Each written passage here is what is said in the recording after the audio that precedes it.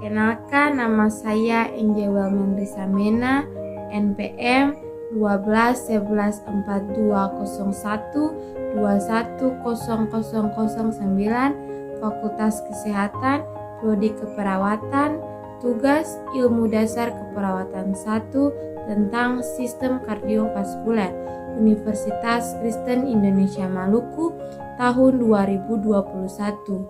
Dosen pengampu Ibu Grace J. Wakano SCAP MCAP. Mari kita bahas tentang sistem kardiovaskuler.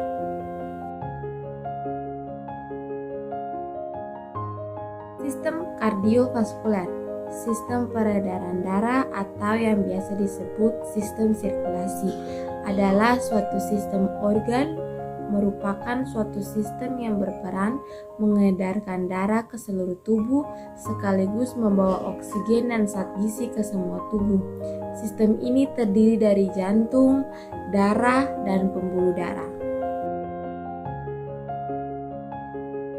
Yang pertama itu jantung. Jantung adalah pompa berotot di dalam dada yang bekerja terus-menerus tanpa henti memompa darah ke seluruh tubuh. Ukuran jantung kurang lebih sebesar kepalan tangan, berwarna merah tua dan dibungkus oleh selaput yang bernama perikardium. Fungsi utama jantung adalah memberikan dan mengalirkan suplai oksigen dan nutrisi ke seluruh jaringan, dan organ tubuh akan menerima aliran darah dalam jumlah yang cukup sehingga jaringan dan organ tubuh menerima nutrisi. Jantung terbagi atas dua, yaitu jantung bagian kiri dan jantung bagian kanan. Jantung bagian kiri berfungsi memompa darah menuju sirkulasi sistemik, sedangkan jantung bagian kanan memompa darah menuju sirkulasi pulmoner. Bagian-bagian jantung terbagi atas 1. Otot jantung. Otot jantung adalah bagian jantung yang memiliki fungsi untuk memberikan gerakan memompa darah secara ritmis atau berirama pada jantung. Yang kedua itu pembuluh darah besar yang terbagi atas 1. Vena cava, vena yang terbesar dalam tubuh, yang terdiri atas vena cava superior dan vena cava inferior. Vena cava superior adalah vena yang membawa darah kaya karbon dioksida dari seluruh bagian atas tubuh menuju ke serambi kanan atau atrium kanan jantung. Yang kedua itu vena cava inferior adalah vena cava yang berfungsi membawa darah yang karbon dioksida dari seluruh bagian bawah tubuh menuju serambi kanan atau atrium kanan jantung. Selanjutnya itu arteri pulmonaris, merupakan pembuluh darah yang membawa darah kaya karbon dioksida dari bilik kanan atau ventrikel kanan untuk menuju paru-paru. Yang berikutnya vena pulmonaris, merupakan vena yang berfungsi membawa darah kaya oksigen dari paru-paru menuju bilik kiri atau ventrikel kiri jantung. Yang berikutnya itu aorta, merupakan arteri terbesar di dalam tubuh. Fungsinya untuk membawa darah kaya oksigen dari bilik kiri atau ventrikel kiri jantung menuju seluruh tubuh. Yang berikutnya yaitu ruang jantung. Ruang jantung terbagi atas 4, yaitu atrium kanan atau serambi kanan, yang kedua atrium kiri atau serambi kiri, yang ketiga ventrikel kiri atau bilik kiri, yang keempat ventrikel kanan atau bilik kanan. 1. Atrium kanan atau serambi kanan merupakan ruangan di jantung bagian atas yang menerima darah kaya karbon dioksida dari seluruh tubuh untuk diteruskan ke ventrikel kanan atau bilik kanan. Yang kedua, atrium kiri atau serambi kiri, merupakan ruangan di jantung bagian atas. Fungsinya menerima darah kaya oksigen dari paru-paru untuk diteruskan menuju bilik kiri. Yang ketiga, ventrikel kiri atau bilik kiri merupakan ruangan di jantung bagian bawah yang fungsinya menerima darah kaya oksigen dari atrium kiri atau serambi kiri untuk dipompa ke seluruh tubuh. Yang keempat, ventrikel kanan atau bilik kanan merupakan ruangan di jantung bagian bawah yang fungsinya menerima darah kaya karbon dioksida dari atrium kanan atau serambi kanan untuk dipompa ke paru-paru. Berikutnya katup jantung yang terbagi atas 4.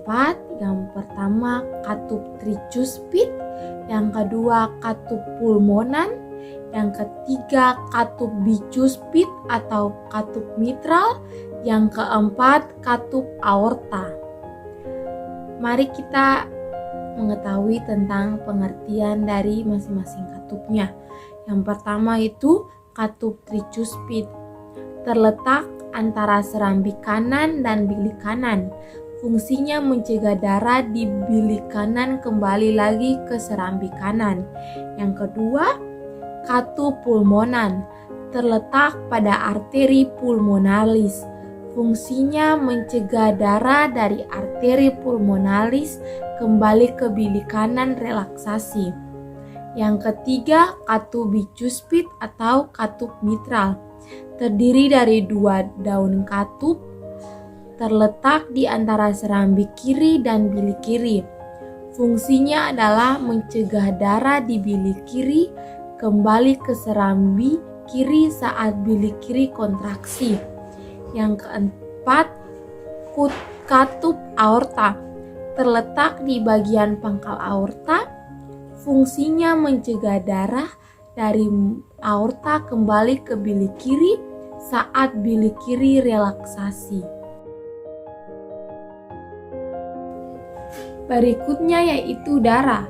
Darah adalah cairan penopang kehidupan yang terdiri dari plasma, sel darah merah atau eritrosit, sel darah putih atau leukosit, dan platelet atau keping darah atau juga disebut dengan trombosit. Plasma darah merupakan komponen terbesar dalam darah. Hampir 90% bagian dari plasma darah adalah air. Kedua yaitu eritrosit atau sel darah merah, merupakan komponen utama penyusun darah dengan komposisi sebesar 99%. Bentuknya seperti cakram atau Bion curve, ukuran 0,007 mm, warnanya kuning kemerahan karena di dalamnya mengandung suatu zat yang disebut hemoglobin. Warnanya akan bertambah merah jika di dalamnya mengandung banyak oksigen. Fungsi sel darah adalah mengikat oksigen dari paru-paru untuk diedarkan ke seluruh jaringan tubuh dan mengikat karbon dioksida dari jaringan tubuh untuk dikeluarkan melalui paru-paru. Kekurangan sel darah merah akan menderita penyakit anemia.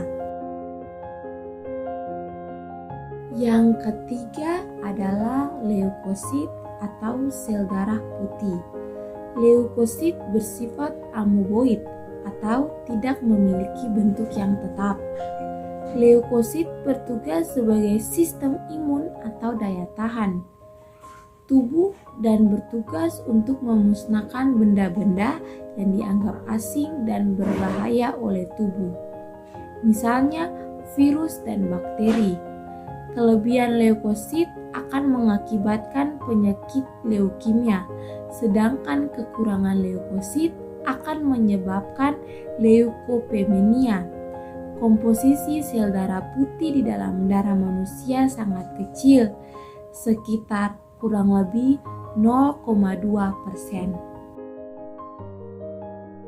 Yang keempat adalah trombosit atau keping darah atau platelet. Berbentuk bulat dan lonjong, warnanya putih, fungsinya memegang peranan penting dalam pembekuan darah apabila terjadi luka. Pada saat tubuh terkena luka, trombosit akan mengeluarkan enzim trombokinase, akan mengubah protein menjadi trombin. Trombin akan mengubah protein darah, yaitu fibrinogen, menjadi benang-benang fibrin. Benang-benang fibrin seperti jaringan-jaringan yang menerangkap sel darah merah sehingga sel darah merah berhenti mengalir. Selanjutnya yaitu pembuluh darah. Pembuluh darah adalah bagian dari sistem sirkulasi darah yang mengangkut darah ke seluruh tubuh menuju jantung. Pembuluh darah terdiri atas 3, yaitu pembuluh nadi atau arteri, yang kedua pembuluh balik atau vena, yang ketiga itu pembuluh darah kapiler. Pembuluh nadi arteri adalah pembuluh darah yang membawa darah dari jantung. Arteri memiliki struktur dinding otot yang lebih tebal daripada vena. Yang kedua itu pembuluh balik atau vena, pembuluh darah yang membawa darah kembali ke jantung. Sel darah merah yang berada di dalam pembuluh balik akan mengalirkan ke jantung. Dari jantung, darah kotor menuju paru-paru. Di paru-paru, karbon dioksida akan dilepaskan dan oksigen akan dibawa oleh darah menuju ke jantung untuk diedarkan ke seluruh tubuh.